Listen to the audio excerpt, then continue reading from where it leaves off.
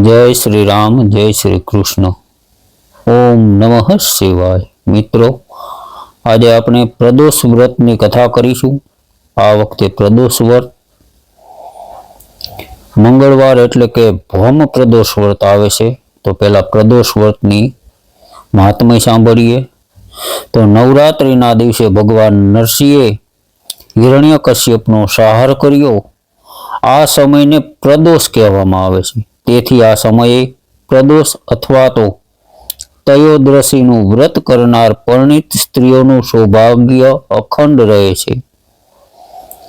वार प्रमाणे जे व्रत करवामां आवे तद अनुसार तेनुं फळ प्राप्त थाय छे। तो सूतजना कथन प्रमाणे त्रयोदशीनुं व्रत करनारने 100 गायोना दान कर्या जेटલું पुण्य मळे छे। विधि विधानथी आ व्रत ने करवाथी બધા જ કષ્ટો દૂર થાય છે। શુક્લ પક્ષ કે કૃષ્ણ પક્ષની 13 સાંજે આરંભ કરવામાં આવે છે। ઈચ્છિત વસ્તુ પ્રાપ્ત થાય છે। ધર્મિષ્ઠોએ 11 ત્રયોદશી અથવા તો વર્ષભરની 26 ત્રયોદશીનું વ્રત કરી અને પછી તેનું ઉજવણું કરવું જોઈએ। તો બ્રહ્મ મુહૂર્તમાં વહેલા ઉઠી નિત્ય કર્મોથી પરવારી शंकर भगवान स्मरण करवू। सायंकाल एटले के सूर्यास्त थी 1 कलाक पहला स्नान आदि कर्मों परवारी श्वेत वस्त्र धारण करवू। पूजानी जग्या ने स्वच्छ जलथी अने गायना साणथी लीपीने रंगीन कपड़ाथी मंडप ने सुशोभित करी 5 रंगों मिश्रण करी कमळनी आकृति करी दर्भासननी उपर उत्तर दिशा भणी मुख करी बेसी भगवान शंकरनी स्थापना करी तेमनुं पूजन करवू। ओम नमः शिवाय आ पंचाक्षर मंत्रना जप करता करता महादेवनी उपर ऋतुफळ अर्पण करवू। संध्याकाळ पछीनो समय अने रात्रिना पारम थता पहेलानो जे समय होय तेने प्रदोष रजनी मुखम कहेवामां आवे छे। प्रदोष रजनी मुखम अनुसार प्रदोष कहेवामां आवे छे। तो भगवान नरसिंहे जे समय हिरण्यकश्यपनो संहार कर्यो ते समय एटले प्रदोषनुं व्रत करनारे आ समये ज भगवान शंकरनुं पूजन अने अर्चन करवुं जोईए। प्रदोष व्रत करवा माटेनी अति उत्तम तिथि त्रयोदशी एटले के 13 छे। तो व्रत करताए 13 पछी सुदनी होय के वदनी आ दिवसे वहेला उठी नित्य कर्म ने पूजा नु कार्य संपन्न करी भगवान शंकरना मंदिरे जई दर्शन करवा अने मनमा प्रदोष व्रत करवानो संकल्प लेवो। आखो दिवस बनी सके तो नकोड़ो उपवास करवो वधु सारुं छे। सांजनी 3 घड़ी अल्प समय में व्रत करनारे स्नान आदि थी स्वस्थ थई सफेद कपड़ा धारण करी पूजा स्थल ने स्वच्छ करी त्यां 7 धाननो मंडप बनावो। त्यानी ऊपर 7 रंगना पुष्पथी पद्म पुष्पनी आकृति बनावी त्यानी सामे पूर्वाभिमुख कुशना आसन अथवा तो गरम आसन पर बिराजवू भगवान महादेवनु ध्यान करवू जोईए। तो प्रदोष व्रत करवा वाळो मनुष्य सदाय सर्व प्रकारे सुखी बने छे। तेना तमाम पापो निर्मूल थाय छे। आ व्रत जो विधवा स्त्री करे तो तेना आ जन्मना अने गया जन्मना पापो पण नाश पामे छे ने हवे पछीना बीजा जन्म माटे अखंड सौभाग्यवती रहे छे। तो सुहागण स्त्रीनो चूड़ी चांदलो अखंड रहे छे। धन तथा धान्यना भंडारो तेना घरे भरेला रहे छे। कुंवारी कन्या पण जो आ व्रत करे तो तेने इच्छित घर अने वर बंने सारा मळे छे। व्रत करनारने जे मनोकामना थी आ व्रत करे तेनी मनोकामना भगवान शंकर अचूक संपूर्ण करे छे। सूतजी कहे छे के त्रयोदशी प्रदोष व्रत करवा वाळाने गायना दान जेटલું पुण्य मळे छे। आ व्रत जे भाविक संपूर्ण विधि विधान अने तन मन अने धन थी करे छे तेना सगळा दुख अने दारिद्रता दूर थाय छे अने छेल्ले मोक्ष जेवा परम पद ने प्राप्त करे छे। તો આ વખતે મંગળ પ્રદોષ વ્રત હોવાથી મંગળ પ્રદોષ વ્રત કરવાથી રોગથી મુક્તિ મળે અને સ્વાસ્થ્ય સારું રહે છે, તે માટે મંગળ પ્રદોષ વ્રત કરવું જોઈએ. હવે આપણે મંગળ પ્રદોષ વ્રતની વાર્તા કરીએ. સૂતજી બોલ્યા કે હવે હું મંગળ ત્રયોદશી પ્રદોષ વ્રતનું વિધિ વિધાન કહું છું. તો મંગળવારનો દિવસ સર્વ વિઘ્ન અને દુઃખોને નાશ કરે છે. આ વ્રત કરનારે ઘઉંની ઘૂઘરી અને ગોળનું ભોજન દિવસમાં એક જ વખત કરવું અને હનુમાનજીને લાલ ફૂલ ચડાવવા, પોતે પણ લાલ વસ્ત્ર ધારણ કરવા. આ વ્રત કરવાથી મનુષ્યના સઘળા પાપ, રોગ, શોક અને દુઃખનો નાશ થાય છે. તેમાં બે મત નથી. હવે હું તમને એક વૃદ્ધાની વાર્તાનું શ્રવણ કરાવું છું. જેણે આ વ્રત કર્યું તેને મોક્ષ પ્રાપ્ત થયો છે. તો અતિ પ્રાચીન સમયની આ વાત છે. એક નગરમાં એક વૃદ્ધા રહેતી હતી. તેને મંગળ નામનો એક પુત્ર હતો. હવે વૃદ્ધાને હનુમાનજીની ઉપર અતિશય શ્રદ્ધા હતી.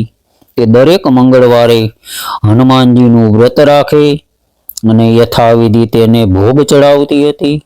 ઉપરાંત મંગળવારે ઘરને લીપતી નહીં અને માટી પણ ખોદતી નહીં એવો તેને નિયમ લીધેલો હતો. હવે આ મુજબ વ્રત કરતા કરતા ઘણો બધો સમય વ્યતીત થઈ ગયો. એક દિવસ મંગળવારે હનુમાનજીને થયું કે ચાલો આજે આ ડોશીમાની કસોટી કરું.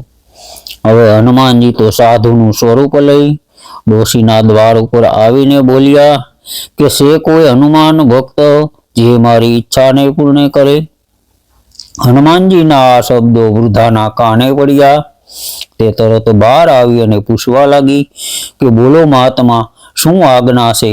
તો સાધુના વેશમાં આવેલા હનુમાનજી મહારાજે કહ્યું કે હું તો અતિશય ભૂખ્યો છું, તો થોડીક જમીન લીપી દે અને રસોઈનો સામાન આપ, જેથી હું ત્યાં રસોઈ બનાવીને જમી લઉં. વૃદ્ધા હવે દુવિધામાં અટવાઈ. અંતે તેણે સાધુ મહાત્માને બે હાથ જોડી અને વિનંતી કરી કે હે મહારાજ, લીપવાની અને માટી ખોદવા સિવાયની જે કાંઈ વાત કહેશો તે મારે શિરોમાન્ય હશે. તેના સિવાય તમે જે કહેશો તે હું કરવા તૈયાર છું. ત્યારે સાધુ મહારાજ બોલ્યા કે તો તું મને વચન દે કે હું તને જે કહીશ તે તું વિના સંકોચે કરીશ. વૃદ્ધાએ હાથમાં પાણી લઈ અને વચન આપ્યું. ત્યારે હનુમાનજી મહારાજ બોલ્યા કે હવે તારા પુત્રને બોલાવ. તેને હું ઊંધો સુવડાવી તેની પીઠ ઉપર આગ પ્રગટાવીને મારું ભોજન બનાવીશ. આ વાત સાંભળતા વૃદ્ધાના પગ નીચેથી ધરતી સરકી ગઈ, પરંતુ તે લાચાર હતી, કારણ કે તે વચન ચૂકી આપી હતી. તેણે મંગળને અવાજ માર્યો અને બહાર બોલાવ્યો અને સઘળી વાત કહી સંભળાવી. મંગળ પણ એક પળનો પણ વિચાર કર્યા વિના પોતાની માતાનું વચન પૂર્ણ કરવા માટે તૈયાર થયો. પણ આ તો સ્વયં ભગવાન શિવજીના 11મા અવતાર એવા રુદ્ર, તે કોઈથી ગાજ્યા જાય તો ખલાસ, આ ધરા પણ નાશવંત થાય. હનુમાનજીએ વધુ આકરી કસોટી કરવા માટે કહ્યું કે તારા હાથે જ એને ઊંધો સુવડાવી તેની પીઠ ઉપર તું આગ પ્રગટાવ. હવે બિચારી વૃદ્ધા લાચાર હતી. હનુમાનજીએ વચને બાંધી હતી. કચવાતા મને તેણે મંગળની પીઠ ઉપર 3 પથ્થરનો અંગારો બનાવી તેમાં અગ્નિ પ્રગટાવી મહારાજને જે જોઈતું હતું તે મુજબનું સીધું સામાન આપી પોતાની ઝૂંપડીમાં જઈને રડવા લાગી. હવે હનુમાનજીએ પણ મનોમન નક્કી કર્યું હતું કે ગમે તે થાય પણ આ ડોશીને આજ સતના પારખા કરવાના જ છે. ભોજન તૈયાર થઈ જતા હનુમાનજીએ અવાજ કર્યો કે ઓ માય, તમે બહાર આવો, જુઓ ભોજન તૈયાર છે. બહાર આવી તારા દેવને ભોગ ચડાવ, તેથી હું જમીને રવાના થાવ. ડોશી કચવાતા મને બહાર આવી. તરત હનુમાનજી બોલ્યા કે માય, તું તો એકદમ સ્વાર્થી છે. શું એકલી જ ભોગ ચડાવીશ અને પ્રસાદ લઈશ? બોલાવ તારા દીકરાને, તેણે પણ પ્રસાદી આપ. હવે ડોશીના ધીરજનો બંધ હવે તૂટી ગયો. ચોધાર આંસુએ રડતા રડતા બોલી કે મહારાજ, ક્યાંથી બોલાવું મારા દીકરાને? એ તો રાખનો ઢગલો થઈ તમારી સમક્ષ જ પડ્યો છે.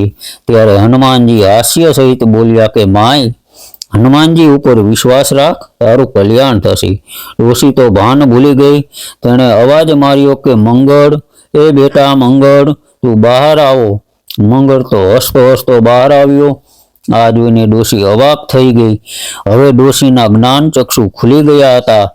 દોડીને તે હનુમાનજીના ચરણોમાં પડી ગઈ અને રડતા અવાજે બોલી કે હે દેવ, તમે તમારા અસલ સ્વરૂપમાં અમને દર્શન આપો. તમે કોણ છો? ત્યારે ડોશીની વિનંતી સાંભળી હનુમાનજી મહારાજ પોતાના અસલ સ્વરૂપમાં પ્રગટ થયા. ડોશીને ઊભી કરીને આશીર્વાદ આપ્યા અને કહ્યું કે હું તારી પરમ ભક્તિથી અતિ પ્રસન્ન થયો છું.